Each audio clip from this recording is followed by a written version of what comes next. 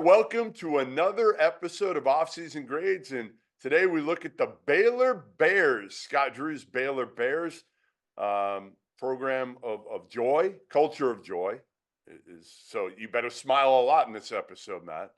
Okay, smile a lot because we know Scott Drew's going to be watching, and it is a culture of joy there, even though they lost two freshmen one and dones. Two first-round picks, right? I mean, Jacoby Walter led the team in scoring last year. Yves Missy was pretty darn good in his freshman year, and both went high in the NBA draft last year. But Baylor reloaded, and this is a team that won the whole thing in 2019. They haven't been back past the first weekend of the NCAA tournament. They've lost in the second round the last 3 years. Scott Drew hoping to kind of get back over that hump a little bit this year, and he's going to do it with a team with a few returners, but mostly a bunch of new guys, right? Like Jeremy Roach comes from Duke, a fifth-year guy. VJ Edgecombe comes as a highly touted kid from the Bahamas, a big athletic wing who had a really good Olympic qualifying tournament for the Bahamas, playing with Buddy Hield, playing with DeAndre Ayton. So there's a lot of expectations. He comes in as a top 5 recruit. And they bring in Norchad Omier, who I think was honestly one of the most important. We can talk about Jeremy Roach, and it is important. But Norchad, what he brings to the table, Miami had a terrible year last year. But 2 years ago, Norchad, when he came in, he was huge in their Final Four run and averaged 17 and 10. He's a walking double-double, and he brings that toughness that I think Baylor wanted and needed up front. So, first of all, your overall thoughts on this Baylor team. Well, they got their coach back too. That too. Okay, and I mean that's talk about the number one thing to do in the offseason for Very this true. program. Look, I have a great respect for Coach Drew. You could tell that this was a family decision for him, and he did what was best for his family. And Big Blue Nation is hard to turn down. I watched a guy that I used to work for turn it down twice. So, it's not an easy thing when they're obviously throwing out a bunch of money and it's Big Blue Nation. They got great facilities, unbelievable fan base, but he's happy where he is. And there's something to be said about that. And, kudos to him for making the decision to stay. Jeff, you talked about the 2 lottery picks that are now gone. They also had 2 other guys that play in the summer league in Bridges and Dennis. Okay, so 4 guys playing in the NBA currently. It's a lot to lose. Gone. They're out. What do? You go out and you bring in Jeremy Roach and Norchad, 2 outstanding players from the ACC.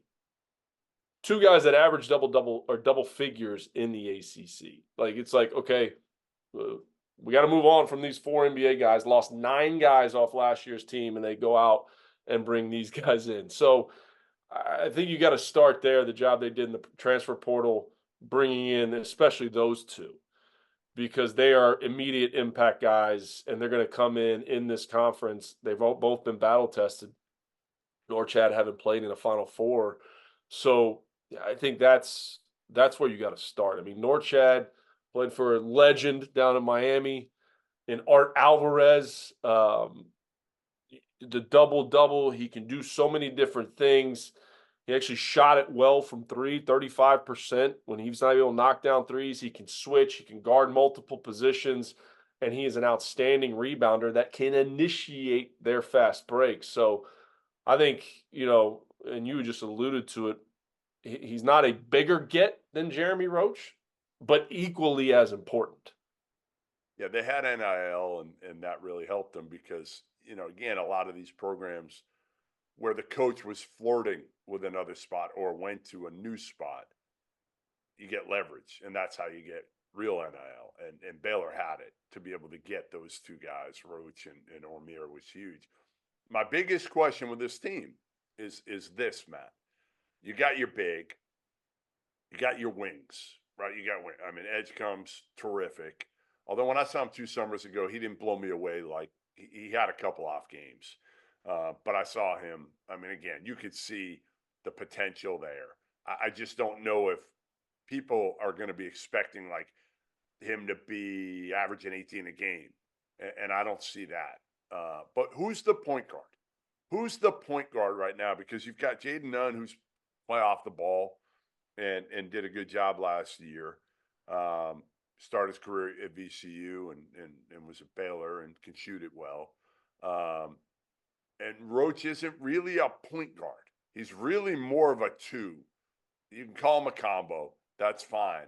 They've got a freshman point guard in Rob Wright who comes in heralded, but last year the beauty for them was Ray J. Dennis. Ray J. Dennis was able to come in from the mid-major ranks and lead them right away and take hold of that position. That's my biggest concern with this team this year, and I don't know who it's going to be. Is it going to be kind of a shared deal between Roach and Rob Wright? What are they going to do there?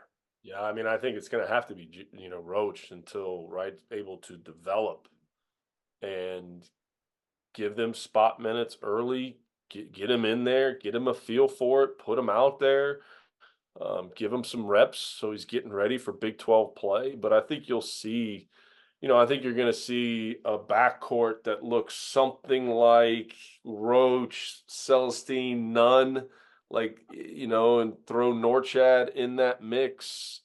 I think those four would probably solidify in those spots to start the season. I'm not saying it's going to end that way, but I think to start, that's what it's going to look like. And Roach is going to have to be, a guy that can initiate offense, run offense, get them into what they're. He did that at Duke at times, but I feel well, like here's the other piece too, Jeff. When you're playing through a guy like Norchad, that makes it a little bit easier too now. At that spot where you can come down and throw a reversal pass to him at the top of the key and he can make decisions, it helps. When he can get it off the backboard and start the break, that stuff helps. So I think it's going to have to be by committee early on in the season, but we'll see how those young guys develop as they get closer to Big 12 play.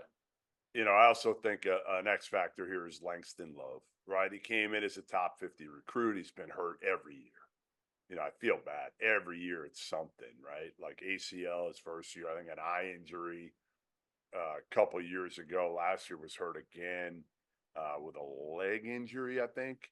And was good when he plays and he's healthy, he can really help them.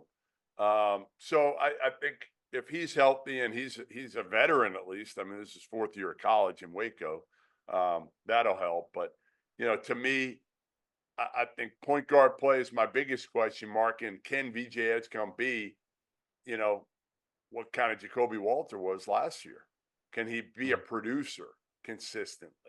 And Walter came right out of the gates and was swinging.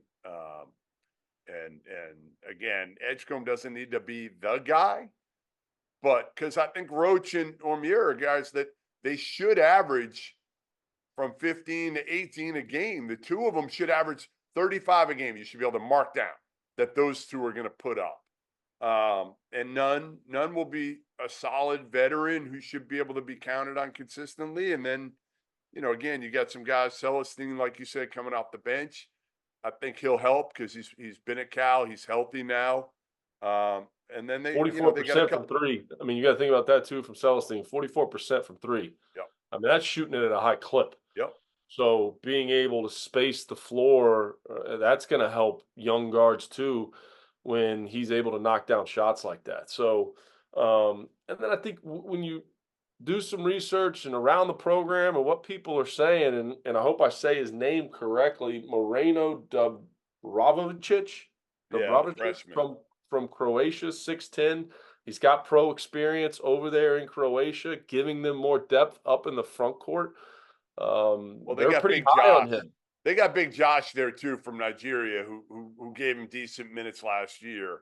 So like they got enough in the front court. I'm not worried about that. Like I said, I feel like if their point guard situation develops, and whether it's Roach or Rob Wright comes in and is able to handle it, even by the time Big 12 play starts, I think then you're talking about a team that can get past the first weekend and be a factor in the NCAA tournament. And here's the other thing too, Jeff.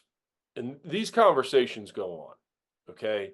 And I don't know who's in Roach's camp. I don't know. Like I mean, who his people are, who his agent is, whoever it may be. But when Jeremy Roach says, "I'm coming to Baylor and I want to play the point guard spot," Baylor's now not going out and signing a point guard. Right. They got a They're freshman. not doing it. Right. Maybe a freshman, whatever. Yep. But they're not going to go recruit another point guard. Nope. That's not happening. So you got to understand that too. And when we do these off-season grades, we're thinking about, oh, wow, but they should have probably gone out and signed a true point.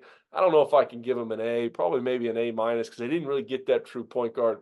But once he said he was coming, they were not signing another guard. That was not happening. I can assure you of that because guess what? Had they gone out and recruited, Roach and his camp's probably saying, okay, you said you weren't recruiting another point guard. I'm going this way. Yeah, I mean, listen, I would say my off-season grade, I love Norchad, that pickup. Like that's like A plus to me.